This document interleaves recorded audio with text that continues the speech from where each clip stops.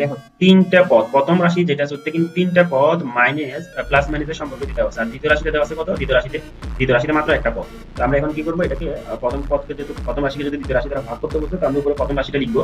যে উপরে কি আছে, 15x³ y³ plus 12x³ y² minus 12x⁵ y³। দেখো দ্বিতীয় রাশি আমরা যেটা সেটা আমরা নিচে বসিয়ে দিব, যে এখানে দ্বিতীয় রাশি হিসেবে আমাদের এখানে আছে 3x² y², রাইট। এখন আমরা এখানে আসলে প্রত্যেকটা পদকে আলাদা আলাদা করে সেপারেট করে লিখবো। যে আমরা এখানে প্রথমে কি আছে 15x³ y³ আর নিচে আছে কত 3x² y²। এরপর আমরা এখানে যেহেতু প্লাস আছে প্লাসটা বসিয়ে দিব, বসিয়ে দিই আবার এটাকে উপরে যেটা আছে 12x³ y² এটা লিখবো, আর নিচে লিখবো কত 3x² y²। এরপর আমাদের একটা পদ আছে মাইনাস দিয়ে কত, এখানে উপরে দেওয়া আছে 12x⁵ y³ আর নিচে আছে আমাদের কত, নিচে আমরা বসাবো 3x² y²।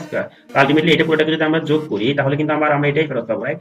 তাহলে এখন আমরা কি করবো, এখানে 15 কে যদি আমরা 3 দ্বারা ডিভাইড করি আমরা জানি এর আনসার হয়ে যাবে কত 5। আমরা যেহেতু 3 5 এ 15, আর এখানে x এর পাওয়ার কত 3, আর এখানে x এর পাওয়ার 2। তো 3 থেকে 2 চলে গেলে কত হবে, 3 থেকে 2 মাইনাস করলে এটা হবে 1। তার মানে আমরা এখানে আলটিমেটলি x এর পাওয়ার পাবো 1। তাহলে আমরা এখানে কি পাচ্ছি 5x, এরপর আবার y এখানে পাওয়ার 3 এখানে 2, তাহলে 3 থেকে 2 চলে গেলে আবার কত 1।